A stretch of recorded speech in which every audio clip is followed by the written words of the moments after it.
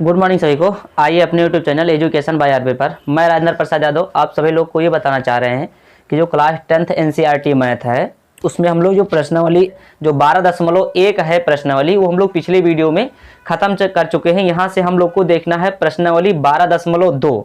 उससे पहले हम लोग को त्रिज्यखंड और वृत्तखंड, लघु वृत्तखंड और दीर्घ त्रिज्यखंड इसी के बारे में पढ़ना है। तो पहले उसको हम समझ लेते हैं कि वृत्तखंड क्या होता है, त्रिज्यखंड क्या होता है ना।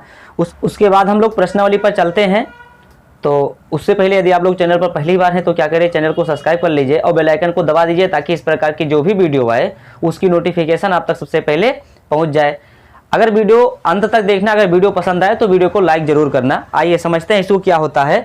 तो देखिए हमारा ये एक है त्रिज्यखंड। त्रिज्यखंड क्या होता है, तो एक वृत्तीय क्षेत्र मतलब एक वृत्त होगा जो वक्र रेखा से घिरी हुई आकृति को क्या कहते हैं, वृत्त कहते हैं।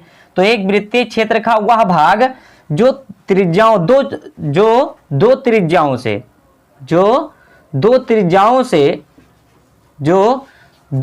कौन, एक त्रिज्या ओ बी दूसरा त्रिज्या ओ ए, इन दोनों त्रिज्याओं और संगत चाप, ये हमारा क्या है, ये यहां से यहां तक क्या है, एक संगत चाप है। तो दो त्रिज्याओं ओ ए और ओ बी के संगत चाप से घिरा परिबद्ध, घिरा मतलब परिबद्ध, ये इतना एरिया हो उसे हम क्या कहते हैं, वृत्त का त्रिज्यखंड कहते हैं। समझ में आया आपको क्या होता है। ये वृत्तखंड क्या होता है, लघु त्रिज्यखंड और दीर्घ त्रिज्यखंड। अब इतना ही क्षेत्रफल तो हमारा त्रिज्यखंड होगा लघु का। तो आपको त्रिज्यखंड समझ में आया कि एक वृत्तीय क्षेत्र का वह भाग जो दो त्रिज्याओं जैसे ओ ए और ओ बी के संगत चाप, ये हमारा यहां से यहां तक चाप है, से घिरा यानी परिबद्ध हो उसे उस वृत्त का क्या कहते हैं, त्रिज्यखंड कहते हैं। त्रिज्यखंड आपको समझ में आया। त्रिज्यखंड दो प्रकार के होता है, एक दीर्घ त्रिज्यखंड, एक लघु। तो इतना वाला भाग जो है वो लघु त्रिज्यखंड है और ये बाहर जो बचा यहां से यहां तक ये क्या बचा, दीर्घ त्रिज्यखंड।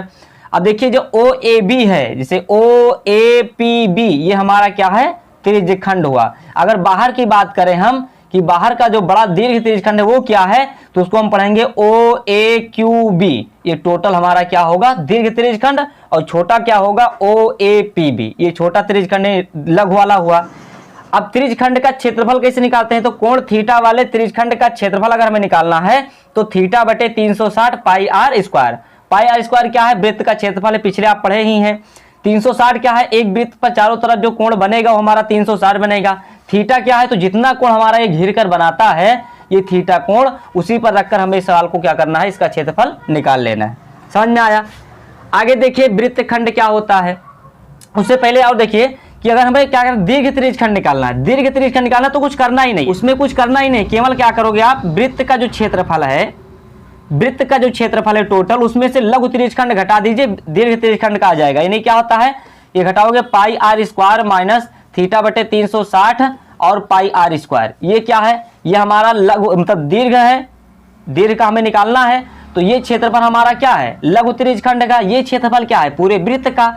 तो टोटल वृत्त से अगर हम ये क्षेत्रफल निकाल लेंगे तो हमारा दीर्घ त्रिज्यखंड का क्षेत्रफल आ जाएगा।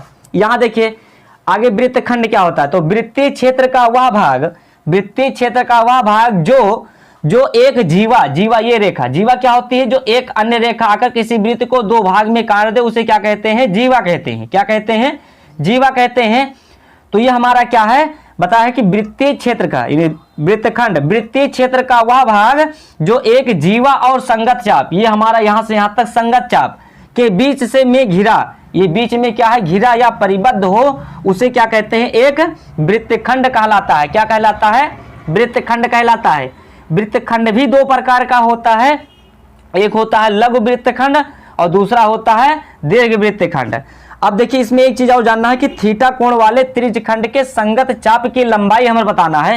यानी यहां से लेकर यहां इसकी हमें लंबाई बतानी हो तो हम उसकी लंबाई कैसे बताएं। अगर यहां से हमें सवाल में दे दिया कि लघु त्रिज्यखंड का क्षेत्रफल दे दिया, त्रिज्या दे दिया, थीटा का मान दे दिया, हमसे पूछ ले कि जो ये हमारा क्या है, चाप है, इस चाप की लंबाई क्या होगी यहां से यहां तक, तो उसके लिए फार्मूला आप ये इस्तेमाल करेंगे कि कोण थीटा वाले त्रिज्यखंड के संगत चाप की लंबाई क्या होती है, थीटा बटे 360 pi r. Pi r, 2 pi r, ये 2 पाई आर क्या है, पीछे आप पढ़े हैं कि 2 पाई आर ये परिधि होती है, ये वृत्त की क्या होती है, परिधि होती है। तो हमें परिधि में से ही तो काट कर निकालना है, इसे टोटल परिधि है, इसमें हम लगा देंगे ये फार्मूला थीटा बटे 308 2 पाई आर। तो अगर हमें ये चाप निकालना हो, चाप की लंबाई, तो उसके लिए फार्मूला लगाएंगे थीटा बटे 360 और 2 पाई आर। आगे अगर हम वृत्तखंड की क्षेत्रफल निकालने की कोशिश करें, कैसे निकालना है, तो उसके लिए भी आसान है। अगर वृत्तखंड हमें APB अगर हमें निकालना है, APB ये इतना क्षेत्रफल अगर हमें निकालना है, तो उसके लिए फार्मूला हमारा क्या होता है, त्रिज्यखंड OAPB।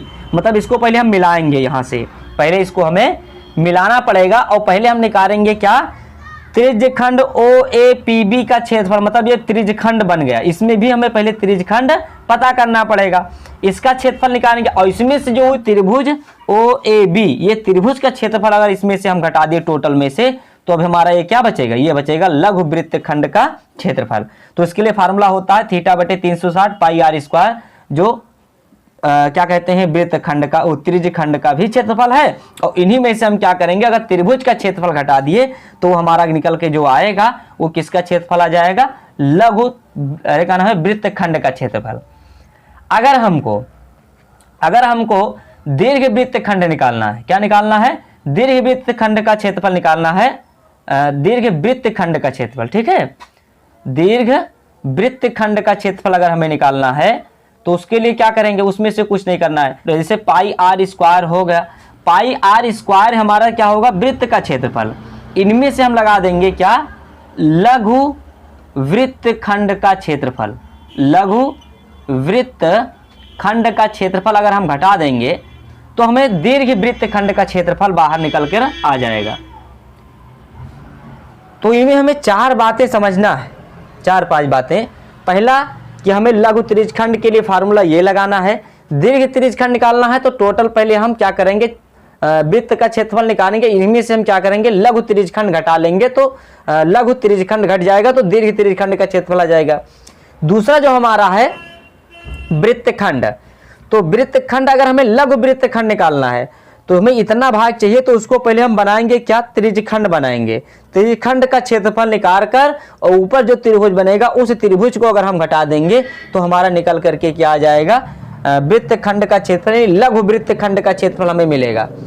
और अगर हमें दीर्घ वृत्तखंड का यानी इतना टोटल भाग अगर हमें क्षेत्रफल निकालना है, तो उसके लिए हम क्या करेंगे, पहले निकालेंगे पाई आर स्क्वायर, ये क्या होता है, वृत्त का क्षेत्रफल। इनमें से हम क्या करेंगे, लघु वृत्तखंड का क्षेत्रफल घटा देंगे तो हमारा क्या आ जाएगा, दीर्घ वृत्तखंड का क्षेत्रफल आ जाएगा। तो उम्मीद है कि आपको ये समझ में आ गया त्रिज्यखंड क्या होता है और वृत्तखंड क्या होता है ना।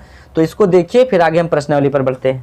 देखिए इसमें जो हमारा सवाल कह रहा है कौन सा अभ्यास है, अभ्यास 12.2 है। इसमें कह रहा है जब तक अन्यथा ना कहा जाए पाई बराबर 22/7 का प्रयोग कीजिए। जब तक ना कहा जाए कि ना प्रयोग किया जाए तब तक आपको 22/7 पाई का मान लगाना है। पहला सवाल कह रहा है कि 6 सेंटीमीटर त्रिज्या वाले एक वृत्त के क्षेत्र का त्रिज्यखंड, वृत्त के एक त्रिज्यखंड का क्षेत्रफल ज्ञात कीजिए जिसका कोण क्या है, 60 डिग्री। देखिए बहुत सुंदर सवाल है, छोटा सा है, समझने की कोशिश करना आप लोग। जिससे हम मान लेते हैं कि ये हमारा क्या है, एक वृत्त है, ये एक वृत्त है और जिसका केंद्र O है, ये हमारी त्रिज्या है, इसका नाम देते हैं A, B और P।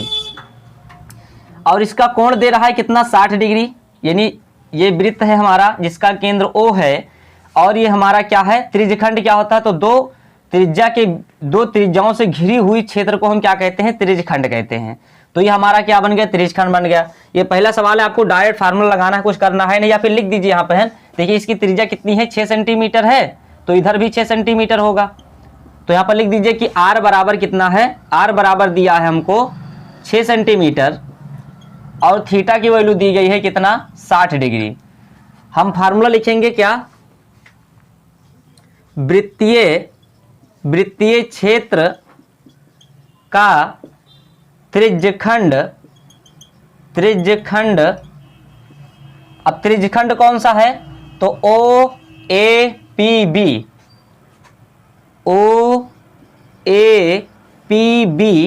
का क्षेत्रफल, यानी हमारा वृत्तीय क्षेत्र का त्रिज्यखंड ओ ए पी बी का क्षेत्रफल जो है वो हमारा क्या होगा, इसके लिए फार्मूला ये होता है थीटा बटे 360 और क्या होता है इनटू में होता है पाई आर स्क्वायर। क्या होता है पाई आर स्क्वायर। मान लगा दीजिए, थीटा की वैल्यू हमें दी है कितना 60 डिग्री, थीटा की मान कितनी दी है 60 डिग्री बटे में 360 होगा, 360 डिग्री गुणे पाई का मान क्या है, पाई का मान हमको दे ही रखा है 22/7 और आर की वैल्यू क्या है, आर की वैल्यू दी गई 6, तो आर स्क्वायर है मतलब इसको 2 बार लिखना पड़ेगा, आर स्क्वायर है मतलब आपको 6 2 बार लिखना पड़ेगा।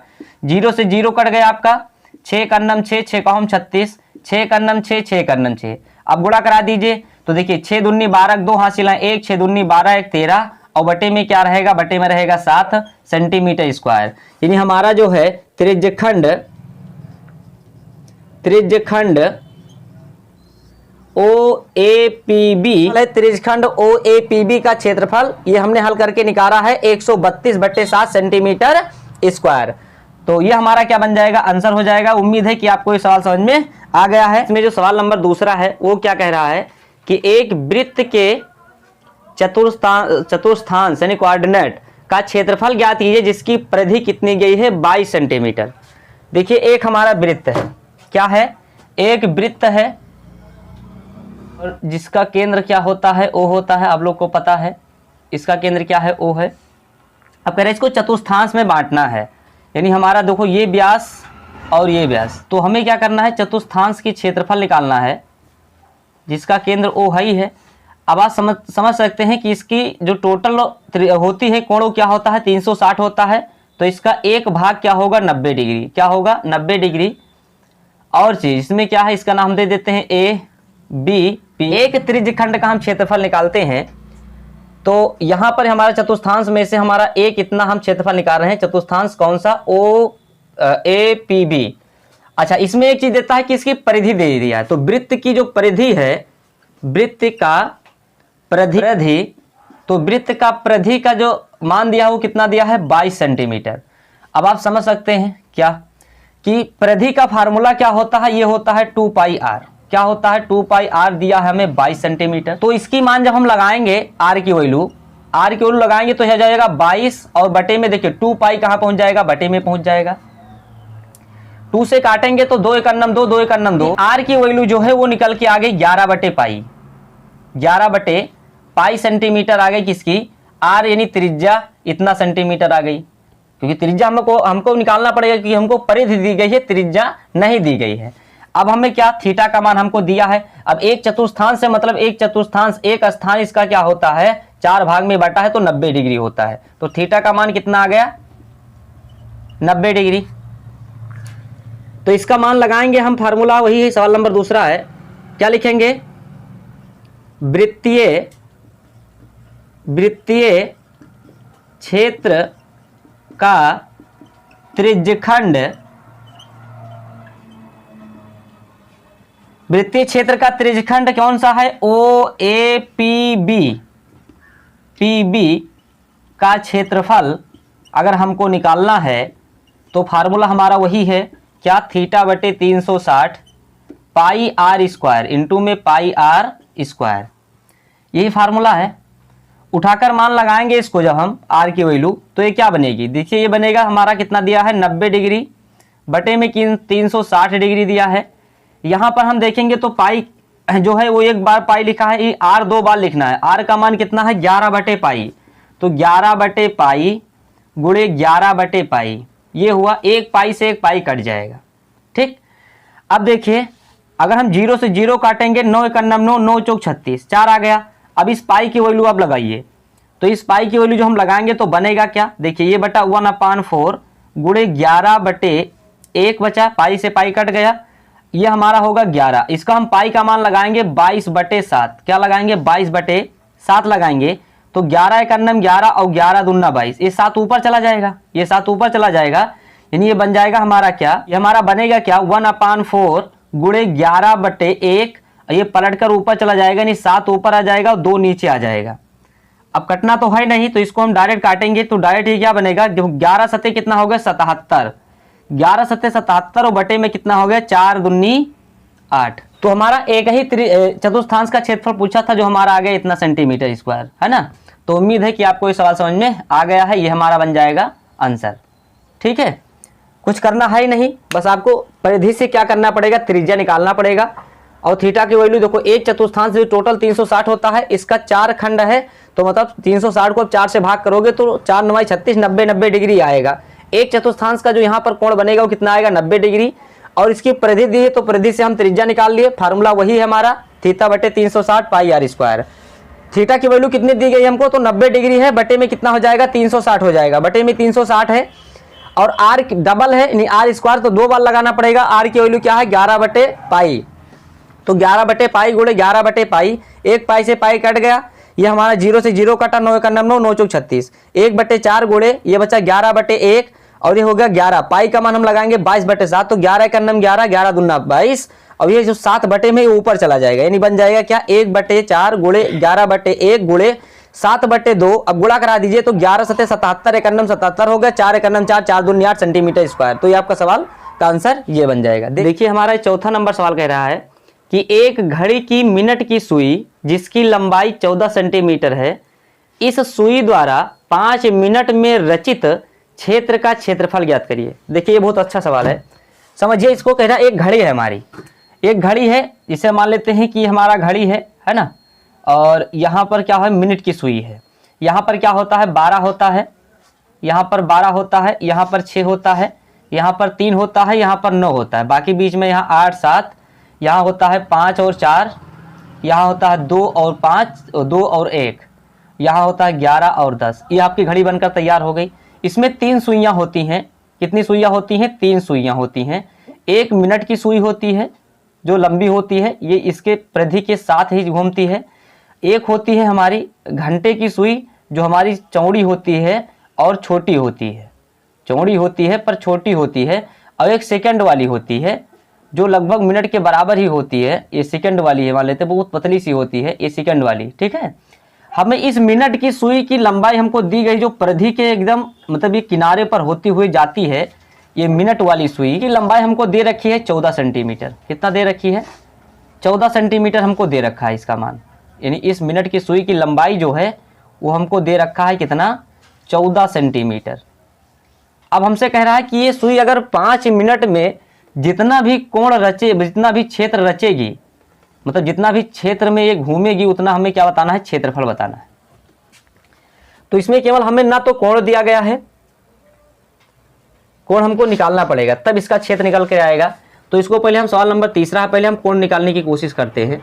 अब यहाँ पर जो हमको दिया है, आप ये बताइए कि एक घंटे में ये जो सेकंड वाली सुई है वो कितने राउंड लगाती है, मिनट वाली सुई कितना लगाती है, और घंटे वाली सुई कितना लगाती है। तो एक घंटे में केवल यहाँ से जो है 11 से 12 पर जाएगी घंटे वाली सुई, आवर्स वाली, ये आवर्स वाली सुई है, ये हमारी सेकंड वाली है, ये हमारी मिनट वाली है। और एक घंटे में मिनट वाली सुई जो है वो 1 राउंड पूरा काटती है, जबकि सेकंड वाली 1 घंटे में कितने राउंड लगाती है, तो 1 मिनट में ये 1 राउंड लगाती है और 1 घंटे में 60 राउंड लगाती है। कितनी लगाती है, 60 राउंड। तो हम देखेंगे कि एक घंटे में मिनट की सुई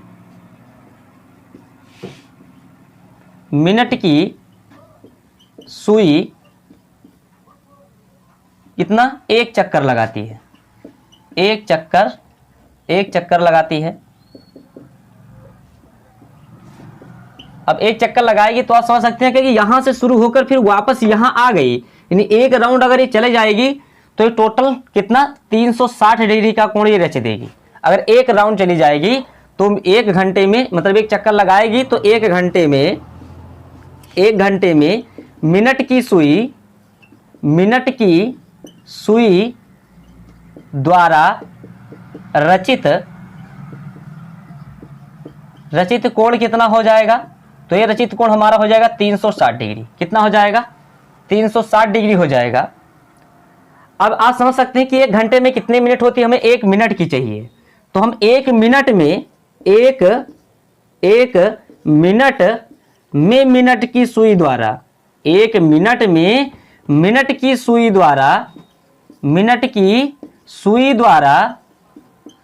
द्वारा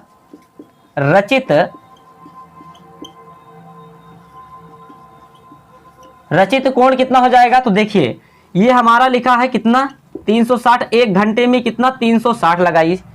अब 1 मिनट की बात करते हैं तो 1 घंटे में कितने मिनट होते हैं, तो 60 मिनट होते हैं। तो हम क्या करेंगे, नीचे 60 से गुणा करा देंगे, यानी क्या हो जाएगा, 0 से 0 कट जाएगा, 6 का 6, 6 का 36, यानी 1 मिनट में मिनट द्वारा 6 डिग्री की कोण वो रच देगी। हमें बताना कितना है, 5 मिनट का। तो 5 मिनट में मिनट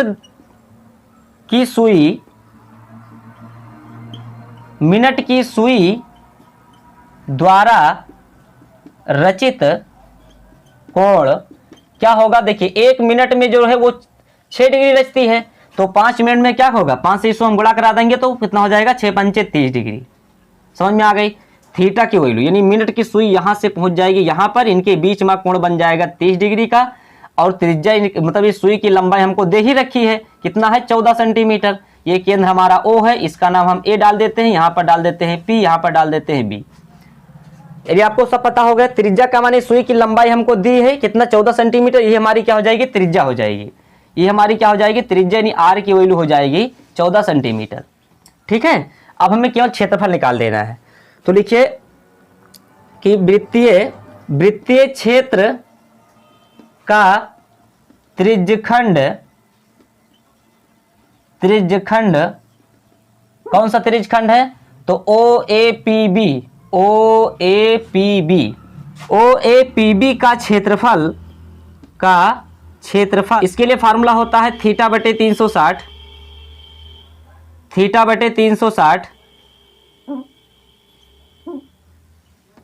और क्या होता है, इनटू में होता है पाई R स्क्वायर। मान लगा दीजिए, तो थीटा की वैल्यू कितनी है, 30 डिग्री है, बटे में 360 है, इनटू में पाई की मान हम लगाएंगे क्या, 22/7 लगाएंगे। त्रिज्या हमको 14 दिया, इसको 2 बार लिखना पड़ेगा, 14 गुणे 14। यहाँ तक समझ गए। देखिए 0 से 0 कटा, 3 × 3, और इसको हम काटेंगे तो 3 × 3, 3 दूनी 6, 12 आ गया। देखिए 7 × 7 और 7 दूनी 14, 2 आ गया। 2 × 2, 2 छक्के 12, एक बार और 2 से काट दीजिए, तो 2 × 2, 2 × 2 और 2 7 14, कितना बचा, नहीं 2 × 2 नहीं, 2 3 6, 3 बचेगा, यानी 2 छंग 12 और 2 3 6, यानी 3 आ जाएगा, और 2 7 14 का 7 आ गया। 22 7 कितना होता है, तो आप समझ सकते हैं कि 22 7 जो होता है वो होता है 154। 7 दूनी 14, 4 हासिल आए, 7 दूनी 14, 1 15, और बटे में केवल क्या बचा, 3 बचा, सेंटीमीटर स्क्वायर। तो जो हमारा 5 मिनट में जो सुई है, मिनट की सुई, 5 मिनट में मिनट की सुई जो है वो कितनी डिग्री कोण, इतना क्षेत्र जो है वो रच देगी, क्योंकि यहाँ पर 30 डिग्री का कोण बनेगा, और इसका क्षेत्रफल जो होगा वो होगा 154/3 सेंटीमीटर स्क्वायर। तो उम्मीद है कि आपको ये सवाल समझ में आ गया है।